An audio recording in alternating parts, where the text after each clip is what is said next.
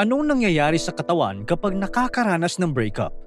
Sabado ng gabi at ikaw ay naghahanda sa inyong second anniversary date ni girlfriend. Pusturang-pustura ka at nakatatlong beses ka pa ngang naligo. Handa na din ang 24 roses na binili mo at mga naglalakihang tsokolate. Nag-ipon ka pa para makakain sa isang sikat na restaurant. Kaya laking gulat mo nang makita mo ang nobya mo na nasa may labas lang ng meeting place nyo na tipong balisa. Isang saglit pa ay narinig mo na ang napakasakit na mga kataga. Parang may tumusok sa puso mo nang sabihin ni girlfriend na break na kayo kasi meron na siyang nagugustuhang iba. Wala kang nagawa kundi itapon na lang ang mga bulaklak sa basurahan at binigay mo na lang ang mga tsokolate sa unang tao na napadaan sa harap mo. Medyo tulala ka pa dahil sa mga nangyari at bigla na lamang tumulo ang mga luha mo. Napaupo ka na lang sa isang sulok at doon mo naranasan ang paninikip ng dibdib. Ganito pala ang pakiramdam ng isang hinihiwalayan ng nobya. Parang literal na nabasag ang iyong puso. Pero kahit ano paman ang nararamdaman mo, ay parang wala kang ganang gumalaw. At kahit pa na ikaw ay isang maskuladong varsity player, para ka ngayong lupaypay at nanghihina. Para bang ayos lang sa'yo kung sakali man na talagang bumigay ang katawan mo dahil sa pagiging heartbroken. Natanong mo na lang sa iyong sarili, ganito ba talaga kasakit kapag nakipag-break sa iyo ang taong mahal mo? Gaano nga ba kalala ang epekto ng breakup sa isang tao?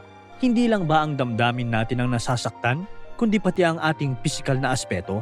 Tara, pag-usapan natin ang mga nangyayari sa katawan natin kapag tayo ay makaranas ng hiwalayan. Unahin muna natin ang nangyayari sa ating mga emosyon. Akala siguro ng marami na normal na lungkot o galit lang ang mararamdaman kapag breakup. Pero ang totoo, ang isang hiwalayan ay pwedeng magkapagbigay ng tinatawag na withdrawal symptoms. Ito ay ang nangyayari kapag ang isang taong na-addict sa isang bagay ay biglaang di na makuha ang bagay na iyon.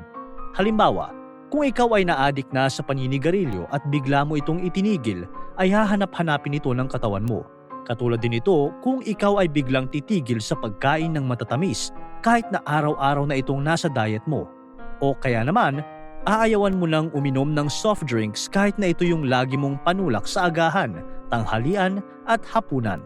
Malamang makakaranas ka ng cravings, mahihirapan kang makatulog, magiging irritable ka at balisa.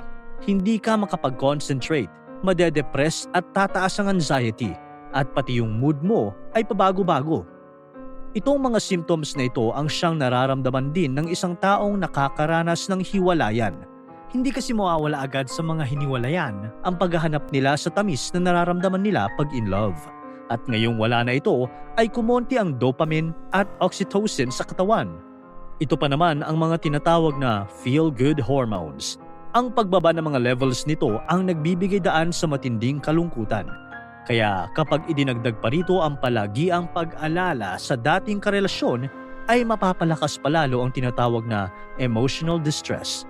Kumbaga, kailangan mong sanayin ang sarili mo na wala na ang nagpapa-inlove sa'yo. Pero syempre, hindi ito madali at dadaan ka muna sa paghihirap. Maliban sa emosyon, naaapektuhan din ng isang breakup ang normal na gawain ng ating utak.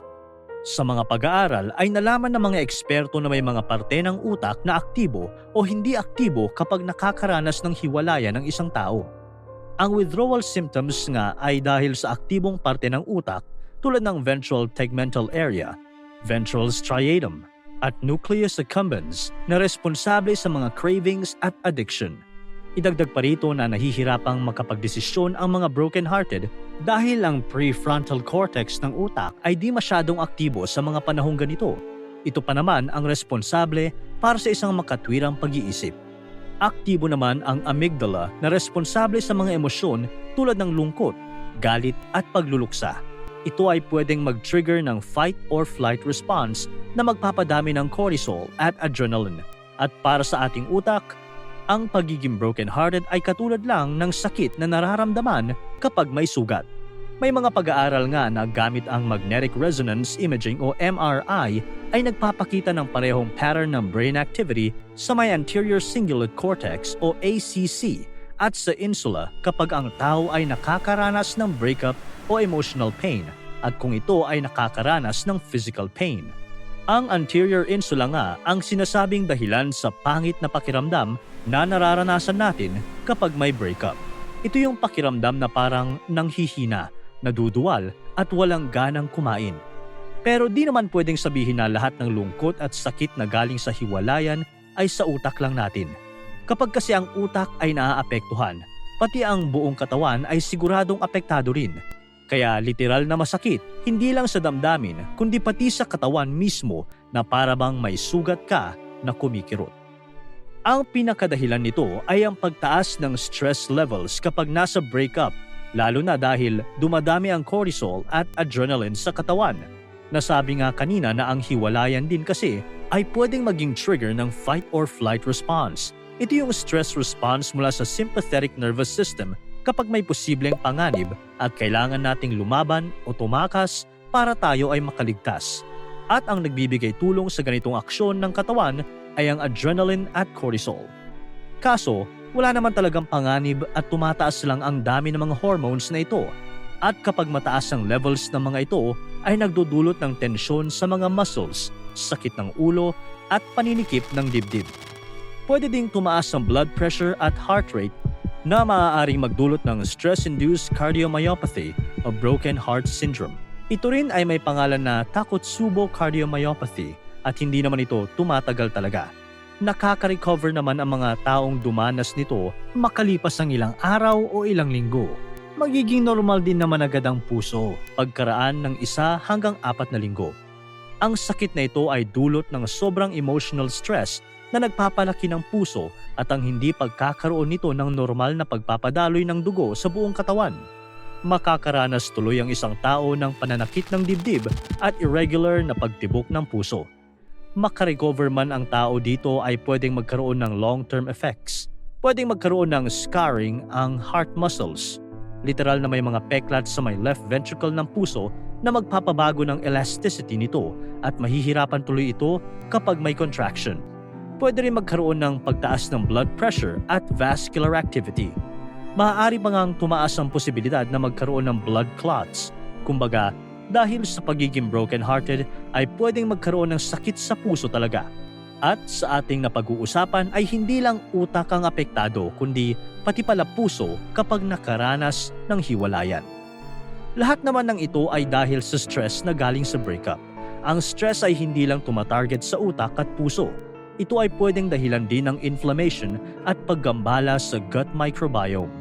Ibig sabihin, pati ang digestive system natin ay apektado. Pwedeng makaranas ng pagkawala ng ganang kumain, diarrhea, constipation, bloating at pati abdominal cramps. Pati pala ang tiyan ay walang kawala sa hirap na naidudulot ng sakit sa hiwalayan. Ito pa, ang chronic stress mula sa breakup ay nakakapagdulot ng mga inflammation sa katawan na dahilan para bumaba ang produksyon ng mga antibodies at pagbagal ng healing process. Idagdag pa dito na ang cortisol ay naglilihis ng mga resources papalayo sa immune system dahil may inaakalang emergency na dapat labanan kahit wala naman talaga. Kumbaga, humihina ang immune system ng isang nakaranas ng breakup kahit wala naman nilalaban ng infection talaga. Isipin mo, broken-hearted ka na nga tapos meron ka pang ubo at sipon. Pwede din na magkaroon ng problema sa balat kapag mahina ang immune system. Masakit na nga sa puso mo tapos meron ka pang pangangati sa balat, rashes o kaya pamumula.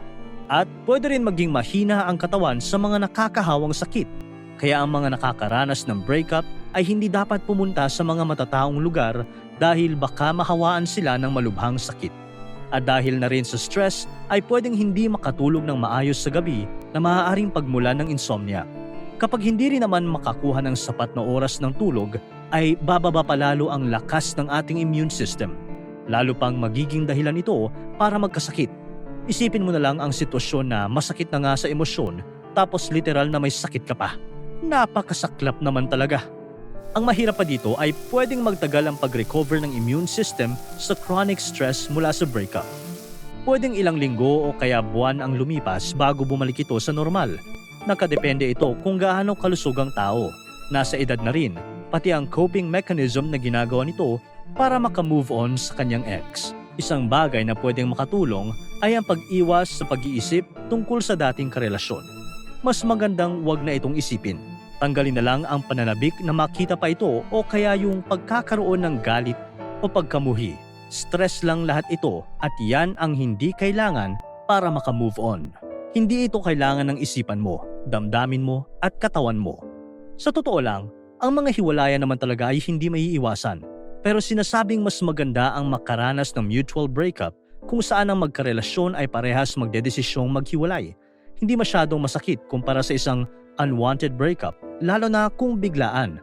Ito yung isa lang sa magkarelasyon ang may gustong makipaghiwalay. Yung partner na ayaw makipaghiwalay ang mas mahihirapan dahil sa malakas na withdrawal symptoms. Sinasabi rin ng ilang pag-aaral na mas nakaka-recover ng mabilis ang mga babae kaysa sa mga lalaki dahil medyo delayed ang emotional processing ng mga kalalakihan.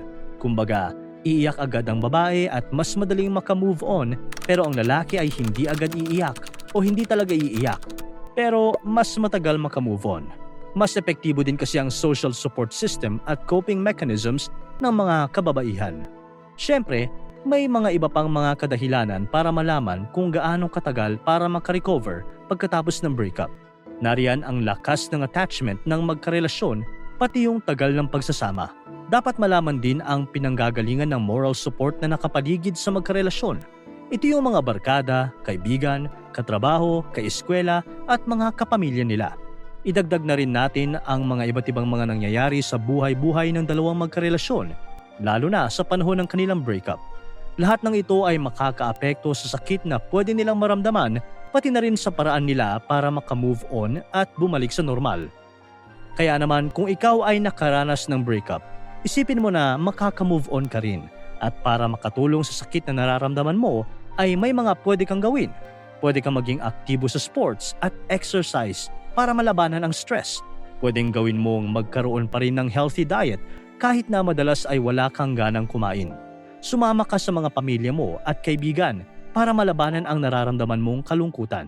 At lalong-lalo na, dapat iwasan mong mapag-isa para magmukmuk lang at umiyak ng umiyak. Maganda na mailabas mo ang lungkot na nararamdaman mo, pero iwasan mo na ito na lang ang gusto mong gawin lagi. Oo, may oras para maging malungkot ka, pero may oras din naman para ikaw ay magpatuloy na sa pag-agos ng buhay mo. Para tuloy-tuloy ang saya at kwentuhan, huwag kalimutan mag-subscribe sa Bubbly YouTube channel at pindutin ang notification bell